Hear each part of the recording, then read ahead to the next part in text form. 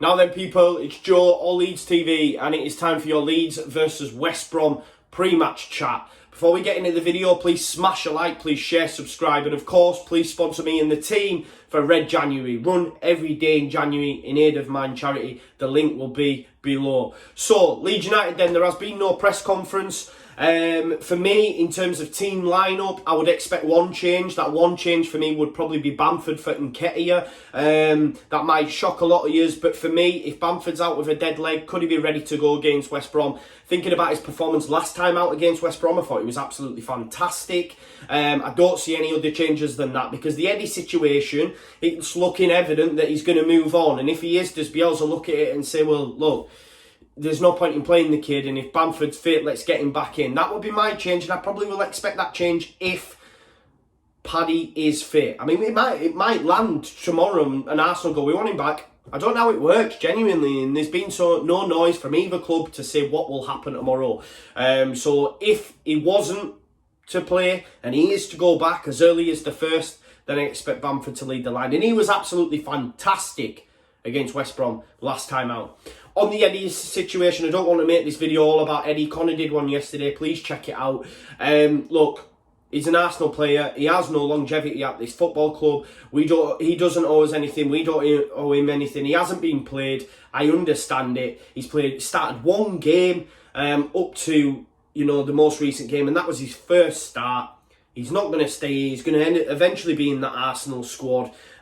He wants game time. He wants to play football. I get it. I'm at peace with it. He's going to go back, probably go to Bristol City, do a good job there. Will it come back to bite us? I'm not so sure. I think we're streets ahead of Bristol City, just my opinion. Does bring us on slightly to any incomings. Look, Che Adams has been mentioned. It's been reported by Phil here, the Oracle now, so it's not just some hearsay. I think a lot of people are clinging on to the fact that it was mentioned tongue-in-cheek on Talking Short and it got legs, but listen, Phil here does not report hearsay from Twitter, from podcasts or anything like the like.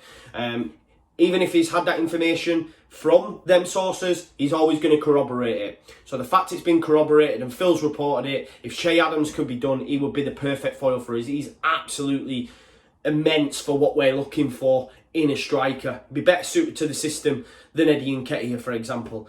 And of course, that brings us on to January. As I say, it's January 1st tomorrow. Happy New Year's.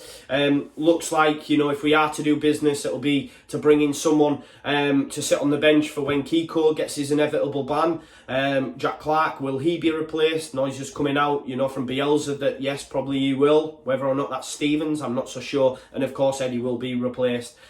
Fingers crossed it's Che Adams, because I think he would be the perfect player for us. But it's all about West Brom. This video is all about West Brom. Huge game. Huge game in the context of the league for me. In the context of promotion. I know it's only January and people say, well, look what happened last January. Look where we were at Christmas. But there's a 9-point gap over third.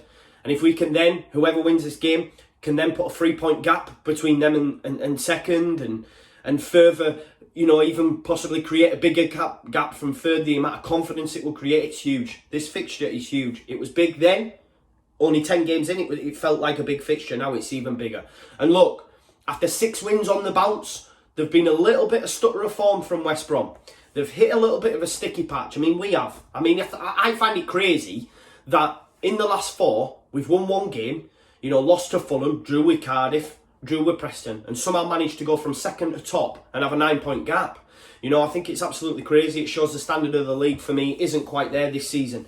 But in terms of the last, couple of fixtures for West Brom, they've got 1 win in the last 5. 1-1 away at Wigan. It is a difficult place to go, but you would expect them to win. They won down in Birmingham 3-2. Not quite 5-4. They then drew with Brentford at home. Drew with Barnsley. Barnsley were much better for large parts of that game. And of course, they lost most recently. Their only first loss at home, by the way, against Middlesbrough. 2 losses all season for them. It's the second loss just coming. Obviously, the first loss came at Ellen Road. We have to take confidence from that fact. But Borough are on a little bit of upturn of form as well. So, yes, Borough were poor against us, but they're a different outfit now. But we have to take, confidence from the fact that we have beaten them in the past. In terms of players for West Brom, huge news. You'll have seen it on Twitter. I've seen it on Birmingham Live. I always like to check the local press when doing these videos. There is going to be no Dean Garner. Dean Garner has been ruled out. That's absolutely huge. He was immense last time out and he's been immense this season for West Bromwich Albion. He's a huge, huge loss. And of course, young Ferguson as well at fullback. Yes, they do have Gibbs to come in replacement, but Ferguson's been brilliant this season. He was brilliant against us. Both the fullbacks were. They were brilliant that second half. In terms of, look, they've got key players throughout. We know this. I mean, look at the goal scorers. You know, you've got Matty Phillips, you've got Charlie Austin. Could Charlie Austin start this game?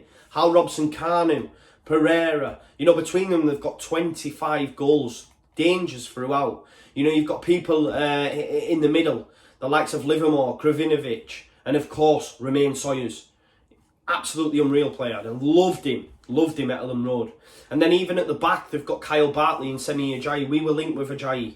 You know, we know all about, you know, Kyle Bartley. And of course, in goal, they have Sam Johnston. They have got quality throughout. And they've got a top manager. Second best manager in this league after Bielsa for me. So it is going to be hugely tough. We know that fact. I mean, last time out, as we know, we won the game 1-0. We inflicted their first loss and only loss up until Borough last time out. It was only 10 games in at the time, and I've said before, it felt like a big game after the match. I watched my video back, and it felt like a big game then, and it feels even bigger now. For me, anyway, in the context of promotion, it's absolutely huge. It was a Bartley own goal from a Harrison effort. Johnston was absolutely unreal. Man of the match was unreal, and that shows, you know, the Leeds do pose a threat to West Brom. The fact that the goalkeeper was probably the best player in that game. But they did deserve something from that game. They did deserve something from that game, especially in the second half. They absolutely peppered us. As I say, I watched my video earlier on, and I was saying like how they were one of the best teams we've seen at Ellen Road. Pereira was immense. He's been immense since. He's probably one of the best players, prospect-wise, in this division. Absolute steal for the 8 or 9 million that they eventually will pay for him. You know, in that game though, Liam Cooper left the field of play early. I think he was injured. Jamie Shackleton started that game and also left the field of play. So, you know, Cooper's going to be fully fit and we'll hopefully have him for the full 90 minutes, although Berardi did come on and do a job in that game. The big one for me though, if I remember from that game, Bamford was unreal. Bamford was unreal. It was really the changing of the tide for me. Centre forward play in that game from Bamford was absolutely fantastic. More of the same, please. And that's why I would probably start him in this game as well. And the fact that Eddie's going to go back, Bamford's fit, play him, because he was unreal that game. And if he plays anywhere close to that, then we have a big chance. Big chance. Can't really call it if I'm being totally honest. I mean, this time out, I mean, they're not in great form. Neither are we, really. You know, 1 win in 4. But look, it's a huge game. And for me, whoever wins this, you know, he's going to kick on.